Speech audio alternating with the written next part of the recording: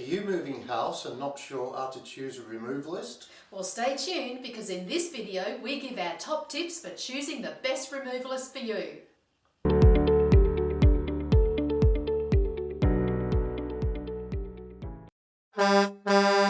So you spend weeks packing, you're getting ready to move to your new property and you're not sure whether to do it yourself or engage a professional removalist.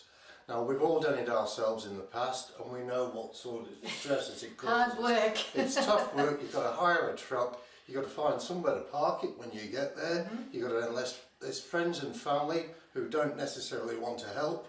And you have to be strong.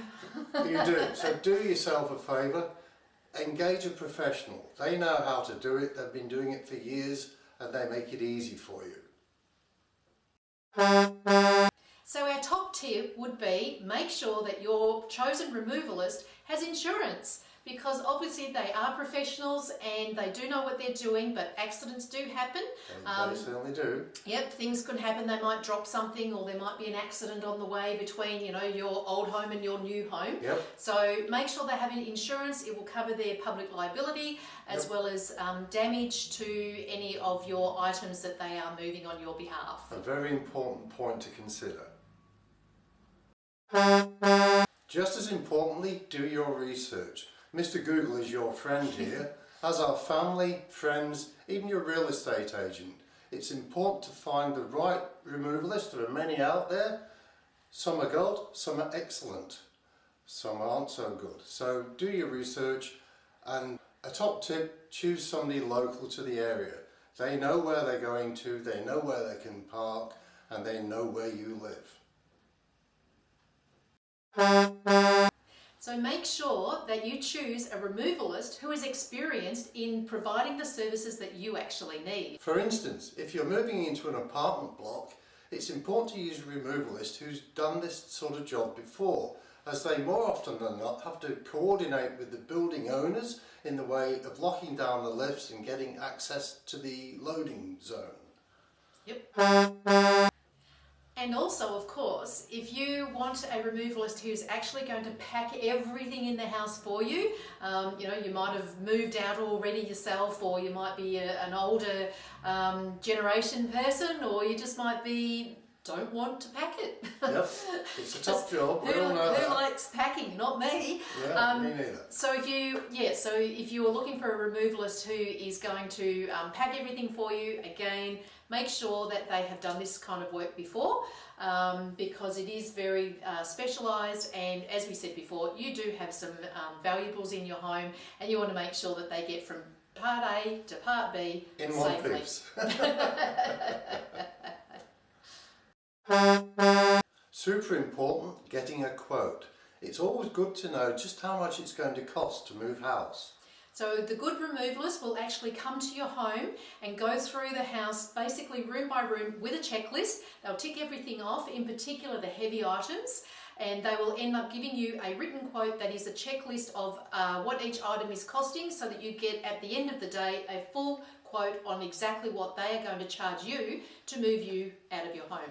You may find that getting a quote by phone or over the internet isn't exactly a quote, it's more of an estimate, because they haven't been to your home to see exactly what you've got.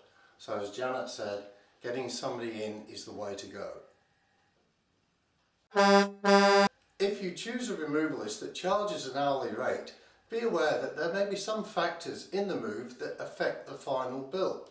Things like the removalist having access to be able to park at your property, both ends.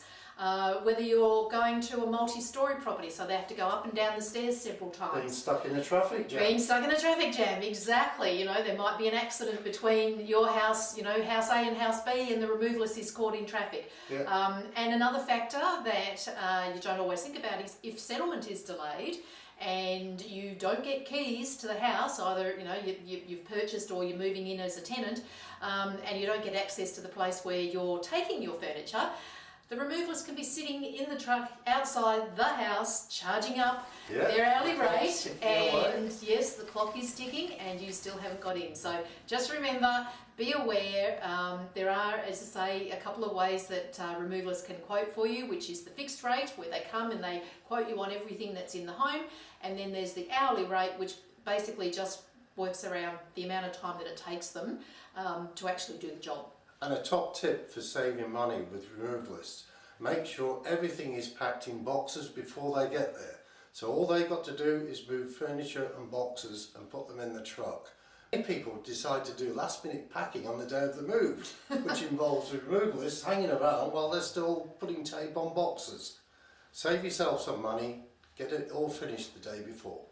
And also, if you are packing all your boxes yourself, another little tip, which is in relation to moving, is make sure you write on every single box which room it is. So whether it's come out of the kitchen or the living room or the main bedroom. So write on which room it came out of, and presumably that's the room it will go into.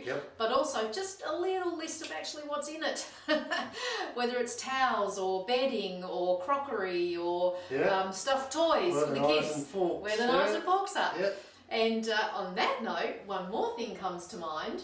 Make sure that you pack one box that goes with you and that has tea, coffee, kettle, milk, toilet paper. So that again, when you get to the property at the other end, you are not running through all those boxes trying to figure out which one has the kettle in it. If you like this video, subscribe to our channel and we'll see you next Tuesday.